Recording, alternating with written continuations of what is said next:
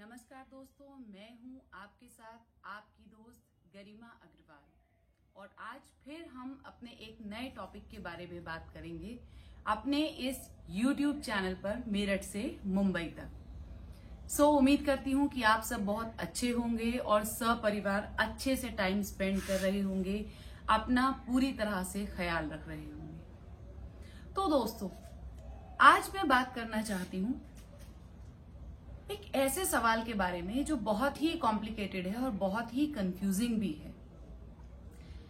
जिंदगी में आपने हमेशा देखा होगा कि हम हर स्टेप पर किसी ना किसी से कन्विंस हो जाते हैं। कभी सोचने की कोशिश की है कि ये बात कितनी हद तक सही है, या सही है भी या सही नहीं है। कन्विंस होना क्या एक अच्छी बात होती है?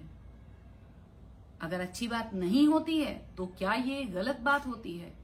कहना बड़ा मुश्किल है, क्योंकि कई बार हम सही लोगों से कन्विंस होते हैं तो लाइफ में कभी कभी ऐसा भी होता है कि हम किसी गलत बात से कन्विंस हो जाते हैं। आज के इस टॉपिक में बात करते हैं। जैसे मैं आपको एक छोटा सा एग्जांपल देती हूँ। जब आप छोटे थे तब से आपने अपने ऊपर बहुत सारी चीजें ट्राई की। जैसे एक एग्जांपल लेते हैं, सपोज अपने हेयर स्टाइल की बात करते हैं। आपने देखा कि आपके ऊपर साइड पार्टिंग ज्यादा अच्छी लगती है। कभी आपने चेंज के लिए हो सकता है सेंटर पार्टिंग की हो और आपको उतना मजा नहीं आया, या आपने उस बदलाव को ट्राई किया हो, आपने राइट पार्टिंग की हो और उसमें भी आपको मजा नहीं आया, तो आप हमेशा लेफ्ट पार्टिंग करते हैं। लेकिन स्पेशली मैं गर्ल्स से बात करना चाहूंगी, मीन्स फीमेल मेंबर्स से बात करना चाहूंगी। इतना कॉन्फिडेंट अपने लुक्स को होने के बावजूद भी ऐसी गलतियां हो जाती हैं कि आप पार्लर में किसी ओकेजन पर गए मेकअप के लिए या हेयर के लिए, और आपको पार्लर में सजेशन दिया गया कि आप आज सेंटर पार्टिंग निकाल के देखिए, आप बहुत अच्छी लगेंगी मैम, और आप ऐसा कर जाते हैं, कन्विंस हो जाते हैं। क्यों? मेरे हिसाब से ये बहुत सही नहीं है। हमें कन्विंस होना चाहिए, लेकिन उन बातों के लिए नहीं जो इतने साल से एक्सपेरिमेंट करने के बाद आपके लिए सही था, वो आज अचानक 1 मिनट में गलत नहीं हो सकता है। आपको कन्विंस होना चाहिए उस बात से जहां पर आप पहले से ही कंफ्यूज थे। मुझे लगता है कि सभी मेरी फीमेल फ्रेंड्स मेरी बात से बिल्कुल सहमत होंगी, कन्विंस होंगी, और यहां तक कि कुछ मेल मेंबर्स भी मेरी बात से कन्विंस होंगे, क्योंकि आज मेल मेंबर्स भी फीमेल से बिल्कुल भी पीछे नहीं है। चाहे बात स्टाइल की आ जाए, चाहे कॉस्ट्यूम की आ जाए, चाहे मेकअप की आ जाए, या फिर हेयर स्टाइल की ही क्यों ना आ जाए। तो ये तो दोस्तों मैंने आपको छोटा सा एक एग्जाम्पल दिया है पार्लर के रेफरेंस में। लेकिन ऐसा भी हुआ कि आपने वो एक्सपेरिमेंट ट्राई किया और आप जब उस फंक्शन में पहुंचे तैयार होकर, तो जो लोग आपकी तारीफ किया करते थे वही आपको कह रहे हैं कि आज तुम थोड़ी अजीब लग रही हो, या तुम थोड़े अजीब लग रहे हो। क्यों? क्योंकि आपने एक्सपेरिमेंट किया अपने लुक्स को लेकर, आप कन्विंस हो गए गलत मोमेंट पर। कन्विंस होना बात खराब नहीं है, चेंजेस ट्राई करना बात खराब नहीं है। एक बात तो मेरी ये गांठ बांध लीजिएगा कि कभी भी अपने लुक्स को लेकर अगर आप कोई एक्सपेरिमेंट करते भी हैं तो ओकेजन वाले दिन बिल्कुल मत कीजिए। घर पर जब आप हैं, आपको कहीं जाना नहीं है, किसी से मिलना नहीं है, go ahead with so many changes, और बहुत सारे चेंजेस ट्राई कीजिए और खुद अपने आप से कन्विंस होइए। क्योंकि जो आप जानते हैं कि बचपन से आप किस हेयर स्टाइल में सबसे अच्छे लगते हैं, किस लुक में सबसे अच्छे लगते हैं, किस ड्रेस में सबसे अच्छे लगते हैं, उतना ज्यादा अनुभव आपके बारे में किसी को नहीं हो सकता, क्योंकि आप अपने आप को बचपन से देखते समझते जानते चले आए हैं। So guys, this was only an example, लेकिन बात अब ये कन्विंस होने की आगे जाती है और जिंदगी में बहुत काम आती है। जैसा कि मैं आप लोगों से शेयर करती हूँ अपने एक्सपीरियंसेस के बारे में, मेरठ से लेके मुंबई तक। तो जब मैंने ये डिसाइड कर लिया कि अब मैं मुंबई जाकर ऑडिशन दूंगी, तो वहां पर बहुत सारे लोग थे। नेचुरली मुंबई की जो एक जर्नी है वो बहुत स्ट्रगलफुल होती है हर एक एक्टर के लिए। कहाँ ऑडिशन देना है, किससे मिलना है, किससे बात करनी है, ऑडिशन कैसा होना चाहिए, ऑडिशन में कैसा मेकअप होना चाहिए, ऑडिशन कितने ड्यूरेशन का होना चाहिए, और जब आप सेलेक्ट हो जाते हो तो उसके बाद भी बहुत सारे कंफ्यूजन्स होते हैं कि आपको इस रोल के लिए हाँ करना चाहिए या नहीं करना चाहिए, आपको ये कैरेक्टर करना चाहिए या नहीं करना चाहिए। अगर आप इस तरह का कैरेक्टर करते हो तो इन फ्यूचर आपके करियर पर क्या फर्क पड़ने वाला है, ब्ला ब्ला ब्ला, एक लंबी चौड़ी लिस्ट होती है वहां पर लोगों के पास सजेशंस की। बट यकीन मानिए दोस्तों, जब मैं आपको दोस्त कह रही हूं तो मैं आपसे जो भी बात करती हूं वो अपने लाइफ एक्सपीरियंस की ही करती हूं और कोशिश करती हूं कि आपसे 102% अपने सच्चे अनुभव शेयर कर सकूं, जिससे शायद जिंदगी में किसी को मेरे एक्सपीरियंस से कोई फायदा मिल सके।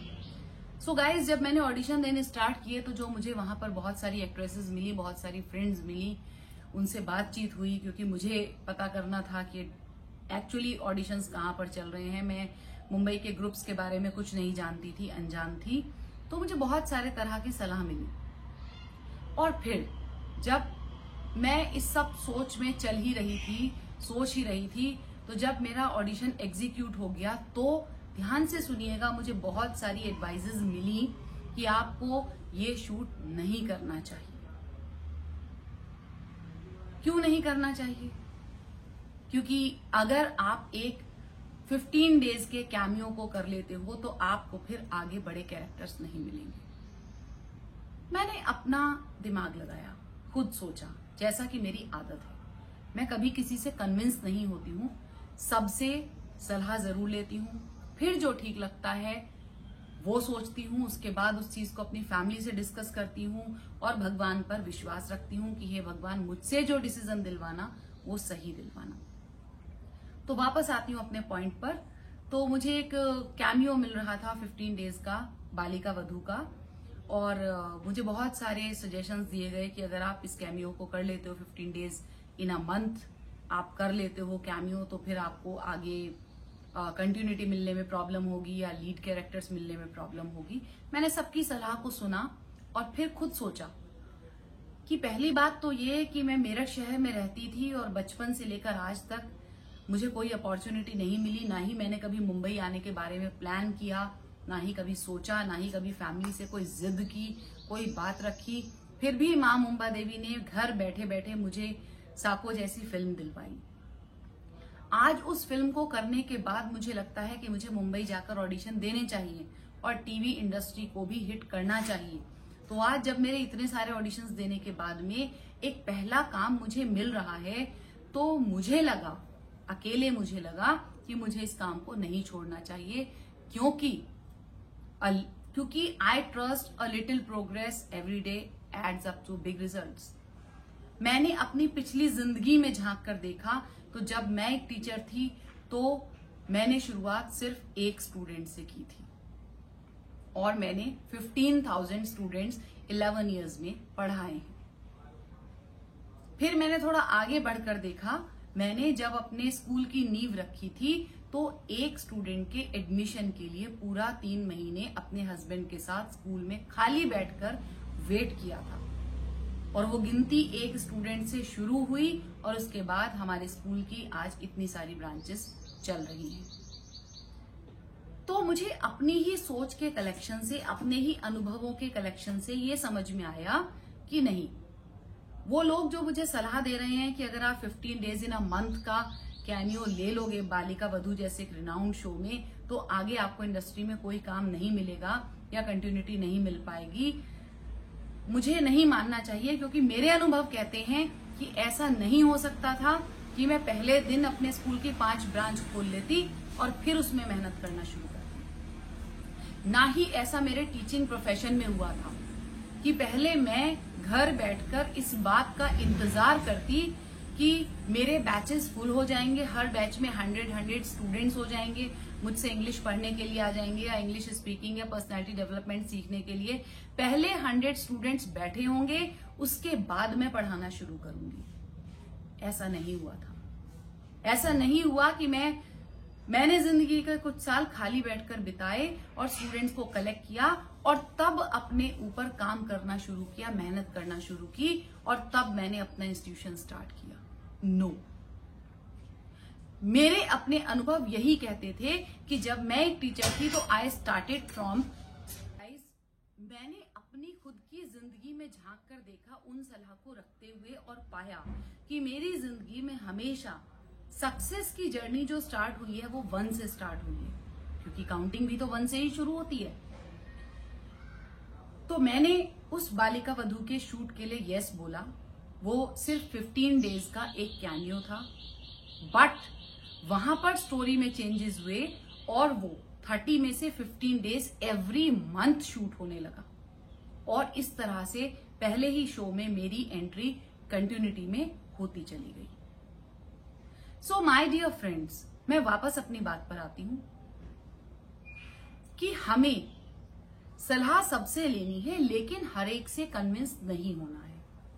आज ये टॉपिक मैंने इसलिए लिया है क्योंकि मैंने अपनी ही इंडस्ट्री में देखा, बल्कि सिर्फ फिल्म इंडस्ट्री की बात छोड़ दीजिए, मैंने जिंदगी में देखा है कि लोग अपने जितनी भी उनकी एज है उस सब के एक्सपीरियंस को उठाकर एक तरफ रखने के बाद और अपने जिंदगी के फैसलों को लेने के लिए अपने नेबर, अपने फ्रेंड, अपने कलीग्स, अपने एक्वेंटेंस, अपने रिलेटिव्स और कुछ तो इससे भी ज्यादा ब्ला ब्ला ब्ला पीपल से बहुत सारी एडवाइजेस लेते हैं, और फिर होता क्या है, कंक्लूजन में वो बहुत ज्यादा कंफ्यूज हो जाते हैं और जल्दबाजी में कुछ गलत डिसीजन ले जाते हैं। इंडस्ट्री में तो मैंने बहुत देखा है, बहुत सारे एक्टर्स अपना शहर, अपना गांव छोड़कर आते हैं मुंबई जैसे एक्सपेंसिव शहर में, स्ट्रगल करते हैं, ऑडिशन देते हैं, और जब उनका कोई ऑडिशन एग्जीक्यूट हो जाता है, उनको सेलेक्ट कर लिया जाता है किसी अच्छे रोल के लिए, तो वो उसको डिस्कार्ड कर देते हैं। क्यों? क्योंकि वो मुंबई में नए गए हैं और वहां पर जो लोग 10 साल से 12 साल से रह रहे हैं, उनकी थ्योरीज या उनकी एडवाइस को मानकर वो उस काम को जाने देते हैं, और उन्हें खुद भी नहीं पता होता कि दूसरी अपॉर्चुनिटी अब उनकी लाइफ में कब आने वाली है। और फिर क्या हाथ लगता है? सिर्फ और सिर्फ disappointment and only disappointment. So guys, मैं सिर्फ ये कहना चाहती हूं कि आप अपने अनुभव से कन्विंस होइए।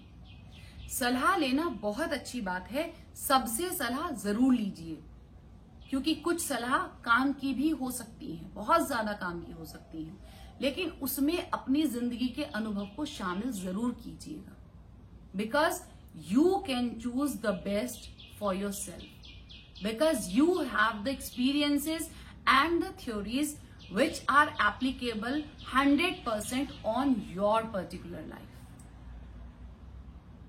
मेरे जीवन की गिनती हमेशा 1 से शुरू हुई, कदम कदम करके मैं एज अ टीचर आगे बढ़ी, एज अ मैनेजिंग डायरेक्टर आगे बढ़ी, और वही चीज मेरी एक्टिंग में भी काम आई। तो दोस्तों, एक वो दिन था जब बालिका वधू के शूट के लिए मैं थोड़ा कंफ्यूज थी, लेकिन by the grace of God और मां मुंबा देवी के आशीर्वाद से, उनकी हेल्प से मैं सही डिसीजन ले पाई बिना किसी से कन्विंस हुए। तो बस इसीलिए आज मैंने अपना एक छोटा सा वीडियो शेयर किया है कि आप भी एक बार अपनी जिंदगी के डिसीजन लेते हुए सबकी सुनिए, मन की करिए, और उस मन की करने में सिर्फ मन की मत कीजिए, अपने जीवन के जो अनुभव हैं, जो आपकी पर्टिकुलर लाइफ पर एप्लीकेबल हैं, जो आपकी जिंदगी में होता चला आया है, जो आपके हिसाब से सूटेबल है, कन्वीनियंट है, उसको जरूर शामिल कीजिए, क्योंकि वो आपके लिए कोई दूसरा कभी नहीं कर सकता, क्योंकि वो आपके ना तो लाइफस्टाइल को जानता है, ना आपके डेडिकेशन के बारे में जानता है, ना आपके टैलेंट के बारे में जानता है, ना आपके दूसरों को इम्प्रेस करने के उस जील के बारे में जानता है। आपके बारे में वो कुछ भी नहीं जानता, उसकी सलाह उसके हिसाब से।